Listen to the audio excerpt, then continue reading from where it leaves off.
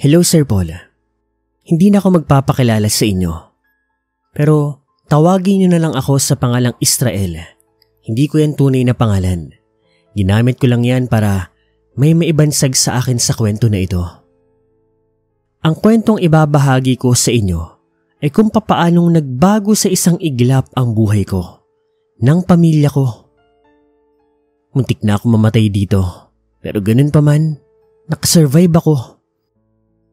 At dahil nga doon, nagbago ang buhay ko, ang paniniwala ko, ang pananaw ko sa buhay.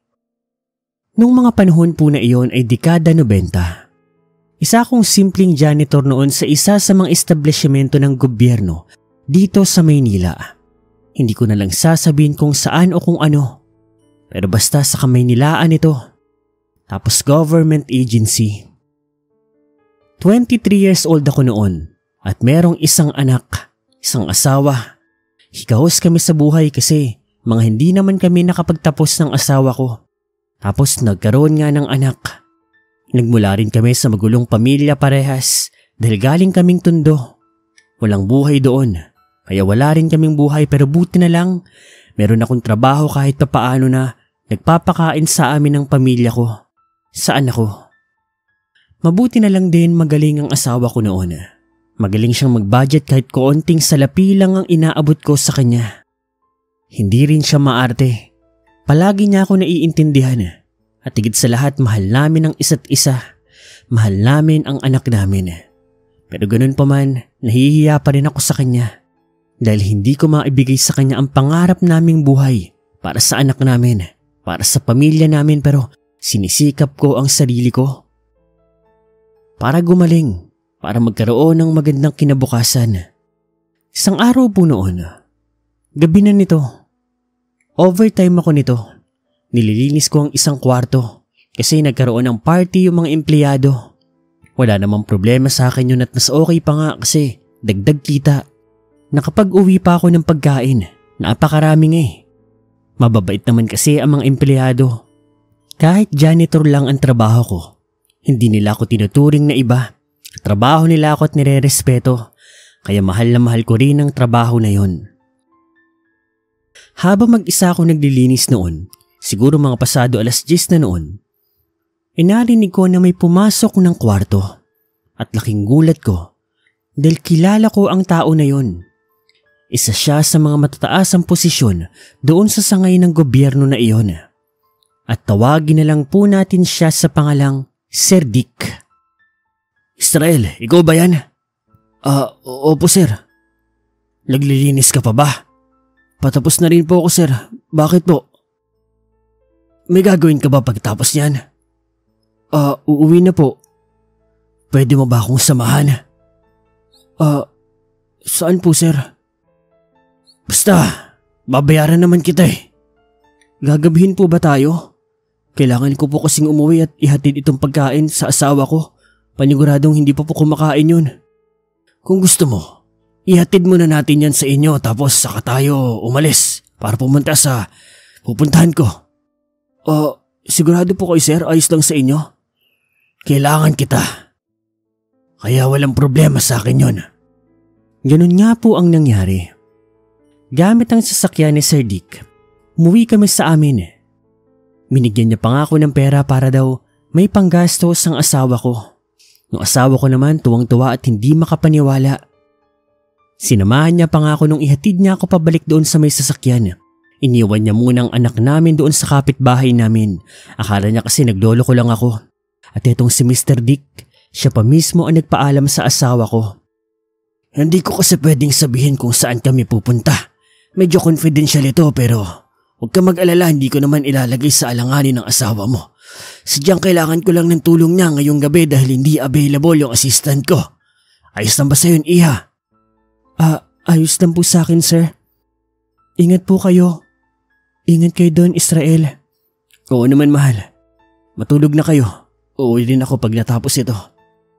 Sige, mag-iingat kayo. Pagkatapos noon ay umalis na nga kami ni Sir Dick. Wala akong kaide-ide noon kung saan kami pupunta. Hanggang sa maya-maya, Sa pagod ko ay hindi ko na malaya na nakatulog na pala ako. Hanggang sa, Israel, gumising ka na. Nandito na tayo. Pagmulat ng aking mga mata, siguro mga 12:00 o 1:00 na ata yun ng madaling araw.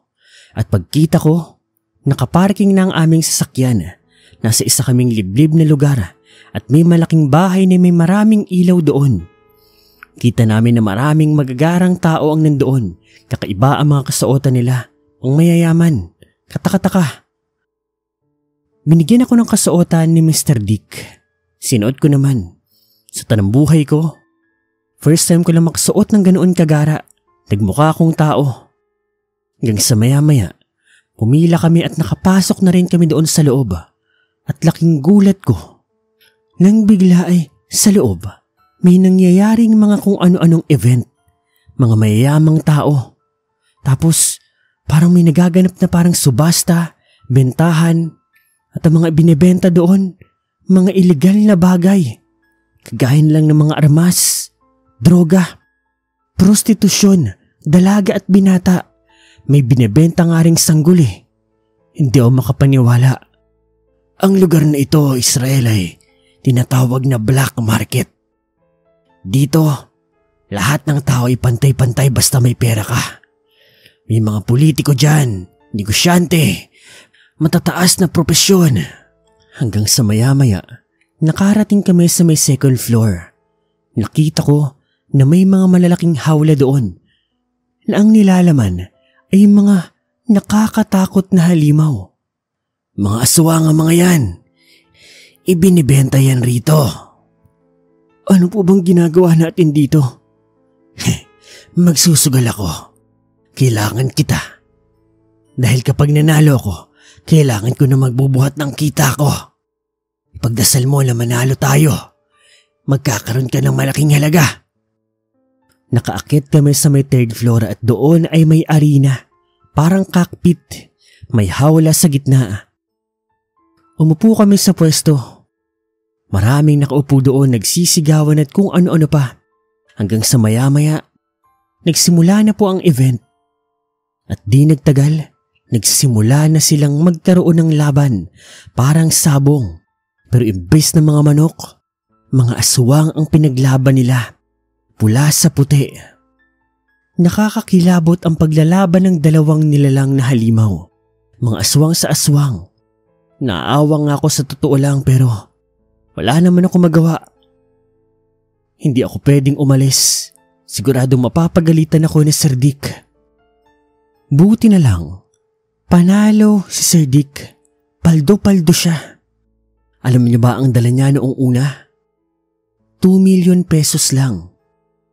Pero nang lumabas kami doon sa lugar na yon na tinatawag nilang black market, ay nag-uwi siya ng 29 million pesos. Kaya naman pala kailangan niya ng katulong dahil sobrang ang bigat noon. Kailangan niya ng katulong. Nang nasa kotse na kami, sa sobrang tuwa ni Sir Dick ay binigyan niya ako ng 2 million at ng butal. Yung mga barya ba? 2 million point something ang binigay niya sa akin noon na sobrang ikinabigla ko. Sir, totoo po ba to? Ayaw mo? Hindi po sir, gusto ko. Umalis ka na sa pagtatrabaho mo bilang janitor. Umalis na kayo ng pamilya mo, magprobinsya na kayo. Magtago-tago na kayo. Wag na wag mong sasabihin kahit kanino ang pinuntahan mo, ang black market. Maliwanag. Maliwanag po sir. Maliwanag po. Salamat po dito sir.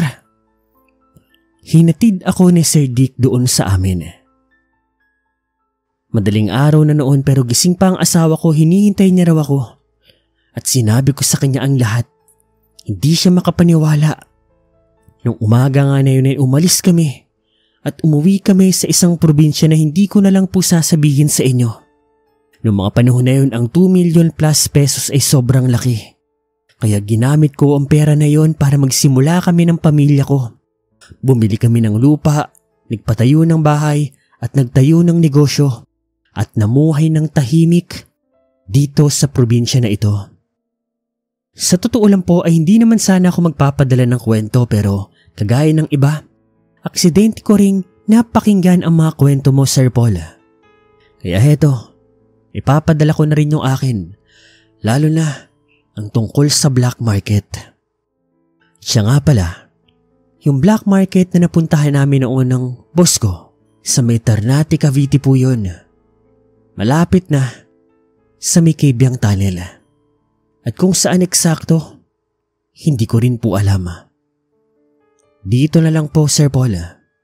Salamat po.